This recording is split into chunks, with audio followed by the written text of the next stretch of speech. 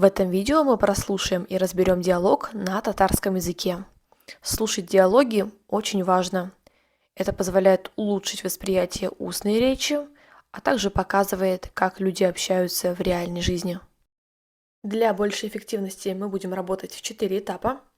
Во-первых, прослушаем все в быстром темпе. Во-вторых, научимся понимать фразы на слух. В-третьих, прослушаем с большими паузами. И в конце все еще раз повторим. Хәерле иртә. Исәнмесез? Миңа бер кофе ясап буламы? Яхшы. Сөт беләнме, юкмы? Әйе, сөтле кофе булса, бик яхшы булыр иде. Тагын берәр нәрсә кирәкме? Әйе, сезнең бал кашыгы бармы? Әлбәттә бар. Менә шул өстәлдә. Сездән салфетка сорап буламы? Әйе, менә тотыгыз. Рәхмәт бик зур. Сезнең заказ 195 сум. Мин карта белән түләрмен. Яхшы көн булсын. Сезнең дә шулай ук. Учимся понимать на слух. Хәерле иртә. Доброе утро. Исәнмесез? Миңа бер кофе ясап буламы? Здравствуйте. Можно мне сделать один кофе? Яхшы. Сөт беләнме, юкмы? Хорошо. С молоком или без? Әйе, сөтле кофе булса, бик яхшы булыр иде.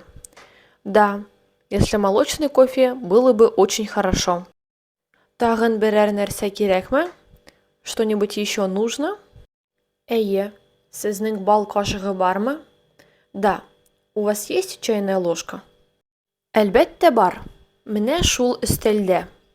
Конечно, есть. Вот на этом столе. Сездән салфетка сорап буламы? Можно попросить у вас салфетку? Әйе, менә тотыгыз. Да, вот, держите.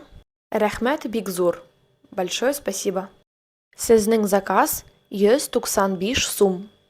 Ваш заказ 195 рублей. Мин карта белән түләрмен. Я заплачу картой. Яхшы көн булсын. Желаю хорошего дня.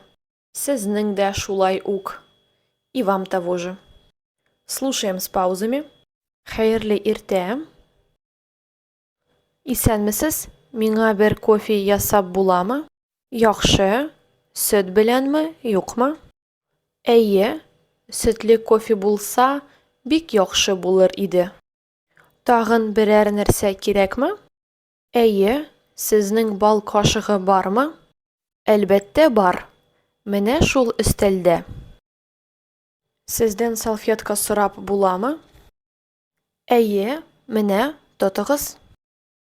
Рәхмәт бик зур. Сезнең заказ 195 сум. Мин карта белән түләрмен. Яхшы көн булсын. Сезнең дә шулай ук.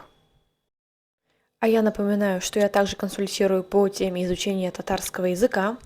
К приобретению доступен мой курс для начинающих, а также онлайн-обучение для всех уровней. Вся информация и связь со мной в описании.